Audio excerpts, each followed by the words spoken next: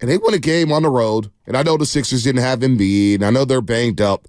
But whenever Stephen Curry scores 9 points and you win a game by 23, you take it. You take it all day as the ascension of Jonathan Kuminga continues.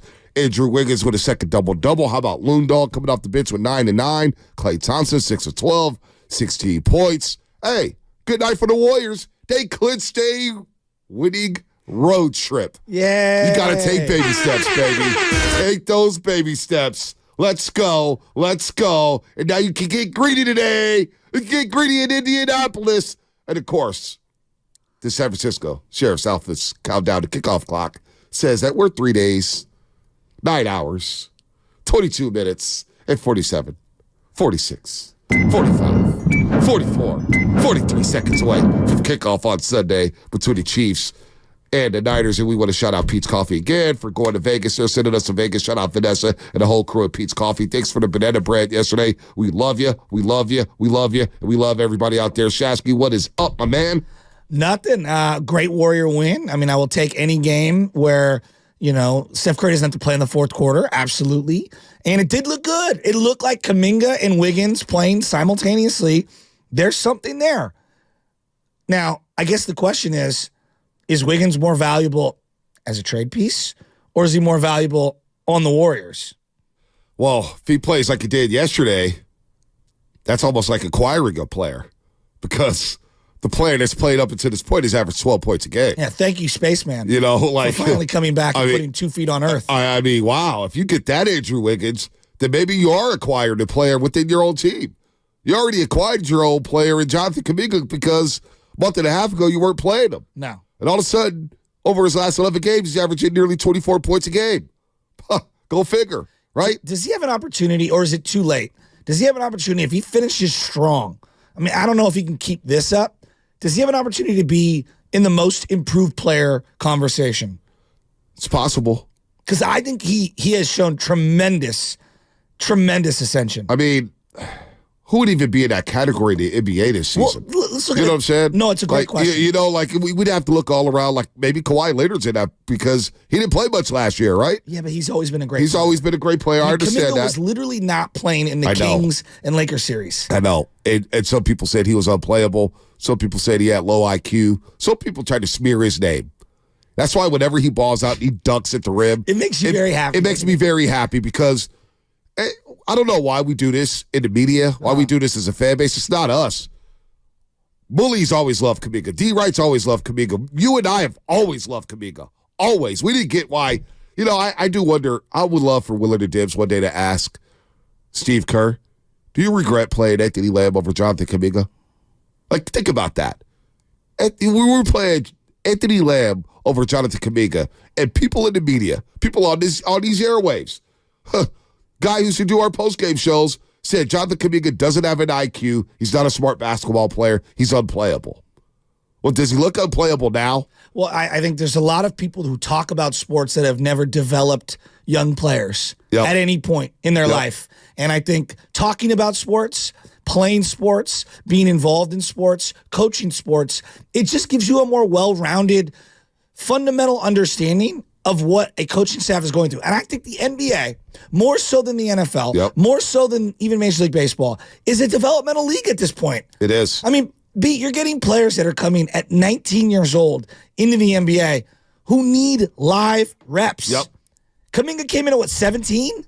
18 years old. 18. It was in the G League Unite. Okay. Ignite or whatever it is. How many parents are driving seniors to school? Right now. Yeah, I know. Who you are dragging out of bed. Right. Now imagine your senior is going into the NBA, speaking in his second language. With his family in another country. And playing basketball with the greatest player of all time in Steph Curry for an organization. Unbelievable. And now you look at him. As Steve Kerr about a month ago said, we tried the Wiggins Kuminga thing. It's not going to work. Well, yesterday he said, well, it's working now. And you've got to play them together. And think about that starting lineup. Bully Efezi was breaking it down so well yesterday on the pre- and post-game show on NBC Sports Bay Area. And I co-sign with him. The spacing you get with the Splash Brothers, even if you want to say Klay is washed, teams still fear Klay Thompson's three-point shot-making ability. So you got the Splash Brothers who are going to create gravity just by being on the floor. You're petrified of them getting hot from the three-point line. Then you got Kuminga and Wiggins slashing. And the space that the Splash Brothers create for Wiggins and Kuminga to go downhill. And now, all of a sudden, teams are saying, well, if we play Kuminga one-on-one, he's going to cook us, and he's an automatic bucket. If we double him, that means Draymond's going to swing, and one of these three-point shooters is going to be wide open. So now it's creating havoc, and now the starting five is starting to work a little bit, although the second quarter is when things got rectified. Yesterday in Philadelphia, first quarter was atrocious. They shot 22% from the floor, 15% from the three-point line. But all of a sudden, Jonathan Kuminga is getting opportunities, and they've inserted the youngsters with the veterans. It's been two teams for far too long. The youngsters and the vets. The core guys and the youngsters.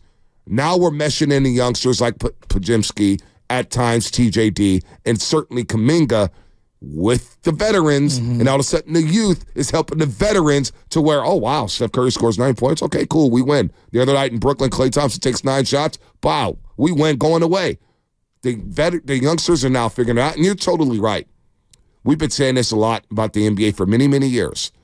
Youngsters need to play.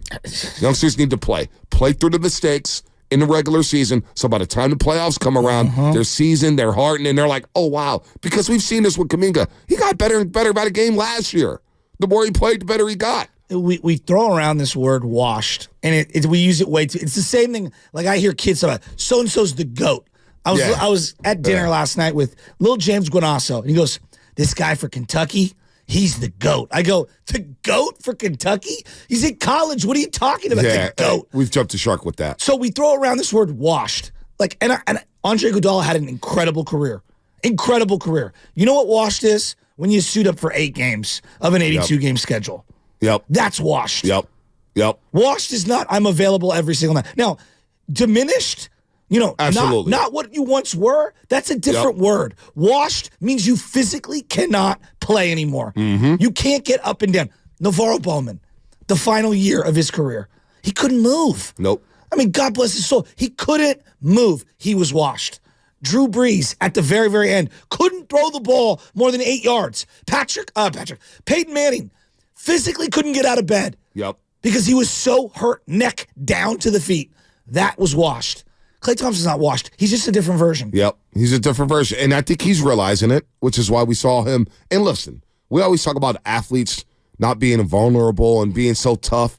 Klay Thompson peeled back the curtain. Showed you the humanity. Showed you. And he's been showing us this ever since the rehab. When Charles Barkley took a shot at him, said, oh, Klay Thompson's not the same. And he's like, of course I'm not the same. I had to rehab for 2 freaking seasons. 2.5 freaking seasons. You know how tough that is?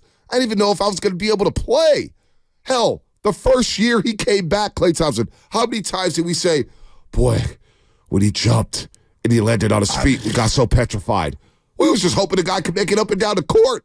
So now, okay, he's in a slump. He's in a bit of a slump. And Fitz was fired up yesterday on the crossover talking about Klay Thompson. Listen, the guy, the gravity that he creates, Mully and Fez, he broke it down yesterday on the pregame show. Guys are still fearing Klay Thompson. And yesterday, nice little bounce back night. 6 of 12. What did he score? 16 points? What do you have? Oh, 18 points yesterday. 18 points. 4 or 5 for the three-point line. He's a streaky player. He's always going to be a streaky player who's going to need to depend on others to create offense for him. But by him being on the floor and being aggressive and making plays for his teammates, and he's actually rebounding very well, all of a sudden, he's creating offense for others. So while he's needs other players to create offense for him, he's creating for others by just being on the floor. Do you believe in unintended consequences? I do, sometimes. Like something happens and it opens up an opportunity. For example, I got into this industry because somebody else got laid off. Yep. And didn't show up to do their job, and I came in and I was the right guy at the right place, the right time, and it gave me an opportunity to get my foot in the door as a part-time employee. I feel like the unintended consequences of Draymond Green getting suspended, of Andrew Wiggins being hurt and inconsistent, of Klay Thompson taking a step back, has been the emergence of Jonathan Kuminga. Yep.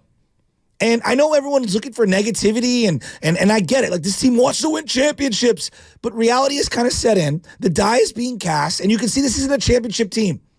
What's the silver lining? Well, the unintended consequence of all those things happening is Jonathan Kuminga looks amazing. He does. And you're looking at a guy at 21 years old. Now, I don't know if you can hand the mantle to him. Not yet. But can he run with Steph Curry and someone else down the line. Looks like he is right now. 18, 6, and 5 last night in 29 minutes. They got the ice and chill in the fourth quarter. The night before, Jonathan Kuminga dropping in 28, followed up Steph Curry's 29. Listen, man, JK is on the heater right now, on an absolute tear. So, yes, Draymond getting suspended was a blessing in disguise. I thought you were going to go this way. What? Oh, I'm sorry. I thought you were going to go with Draymond being suspended, Wiggins, not playing up to his capabilities, and all of a sudden Klay Thompson's getting the heat. Now, I'm not trying to take a shot here at Matt Steinmetz, but I was listening to Steinmetz towards the tail end of the show, and he's just going in on Klay. Just going in. Like he's been the biggest issue this year. Well, Klay's only missed 2 games. All right? Has a shot selection been great at times? Absolutely not. I mean, it was hideous in the Atlanta game. It really was. That probably was by far his worst game of the season. But let's not act like Klay Thompson has been the biggest issue on his team. This team has not had consistent lineups.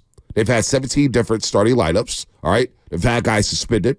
They've got guys hurt like Chris Paul, GP2. The rotations has been just nasty. Steve Kerr has no idea where to play. The feel of the game at times has evaded him. We saw it in the Sacramento game earlier this season when he pulls out Moses Moody. That affects players like Klay. Now, Steph is a unicorn. He's 1-1. He's going to play well regardless. Now, it's going to look a little different whether Draymond's on the floor or whether Looney's on the floor, whether Shards is on the floor. But a guy like Klay, you need consistency around yourself. All of a sudden, you're playing with non-shooters. All of a sudden, you're playing with guys who don't know how to play. But Klay Thompson ain't the biggest issue on this basketball team. It hasn't been all season. That's what gets me going. For lack of a better analogy, it does feel like this fan base, and I know there's others that do this, has to stone someone in the middle of the town every year. Yep. Someone's got to be the bad guy every year, and we have to publicly shame that individual over the top. Why are we shaming a 4-time champ who's a legend, who was born here, who gave his ACL and his Achilles? That's the wrong guy to, like, I as a fan, I'm thinking, okay, maybe a free agent comes over like Antonio Langham, and you're like, oh, man, this guy's a bum. He took our money. Nate Clements, he wasn't one of us, right? He took our money, and he played like trash. Yeah. He played like trash. Jonah Jennings, right tackle for the 49ers, coming up from Buffalo, stealing our money. Those are the guys we go in on, not our homegrown products. Or someone who maybe didn't take care of their body and was reckless. This is a man who lost his body and diminished because of effort. Literally trying to help you win a championship, and Danny Green undercuts him. So he's not Kyrie, where Kyrie is very unreliable for an organization. This guy's trying his best. It is... And again, I've critiqued Klay Thompson at the beginning of last year, right? And I feel somewhat ashamed because I'm seeing other people. They can't just have a reasonable discourse regarding Klay. It has to be over the top. Over the top. And it has to be so mean and inhumane on how we talk about people. And people were doing that about Kuminga last year. They were doing it about Jordan Poole last season. It's just, why can't we be positive? I was talking to Willie about this last night. Like, negativity sells. I could say 888-957-9570. Boy, Steph Curry just dropped 46 last night, 9 threes. How great is he? Oh, my gosh, let's talk about it. You maybe get 3 calls. We did this the other day about McCaffrey, how great he was. Maybe got 2 calls. So you just say, oh, boy, 888-957-9570. Is Klay Thompson washed? Lies light up. Well, why does negativity sell? Jason can't check the ESPN reporter or this year. He goes, write some positive stuff about us. Trust me, people will read it. Well, we're a negative society. Look at our own city. There are people whose entire social media accounts are to destroy the city of San Francisco. Right. And they don't even live in the city. Don't even live in the city. So, this is not just sports. I just think negativity in general is a hot thing, and it gets a lot of viral clicks and actions. There's an industry in it. There is. Yep. And I also think that the NBA in particular, there is an envy with the money being thrown around from the consumer and from the media. The disdain for athletes making top dollar it's there. Like, I'm just being real. It's there. I think there are a lot of people who think, well, you make $50 million. You can't have emotions. You can't be depressed. You can't feel professionally unfulfilled. We saw this with Pablo Sandoval. He went to Boston. I was like, damn, I feel bad for Pablo. I don't. He's greedy. He took the money and did it. It's like, whoa. When he came back, he signed that deal, and we had beat writers out here, members of the media. I can't believe the Giants brought him back for saying what he said. He didn't say anything salacious. I mean, come on. Let's stop. The discourse with Pablo was disgusting. Well, think about you and me. We didn't make any money, okay? And I'm going to preface that. You and I got our dream job. Yep. One of the morning shows, waking up the city that we love. And the show was struggling early on. Yep. I was at the height of what I thought the profession was for me individually. I was as miserable as I've ever been. Yep. Because I knew the show just was a tick off. Yeah. It wasn't clicking. Yep. You know? And so we weren't making anything. It didn't matter. Even though others were like, wow, you got the morning job. It's got to be great. You got to be so happy. It's like, no, actually, I'm furious because we're not doing well. Yeah. And I want us to do better. Now imagine your entire life is basketball. Yep. From the time you're 5 years old till you're 35 now. Yep. Yep. And everywhere you go, you can't escape the criticism. Nope. I mean, just put yourself in those people's shoes. So, the Warriors, look, they're not back yet. They're still out of the box. They still have work to do. The NBA trade deadline is a little later today at 12 p.m. We'll see what the Warriors do. A lot of talk around the Warriors is that they're not going to do anything. There was some things about Andrew Wiggins. I have a hard time seeing them make a move. If they do make a move, maybe they try to move off some money. But I don't know what they're going to do. I'm hearing that they're not going to do much. And I wonder how the fan base is going to feel about that. So maybe we could get into tomorrow. But look,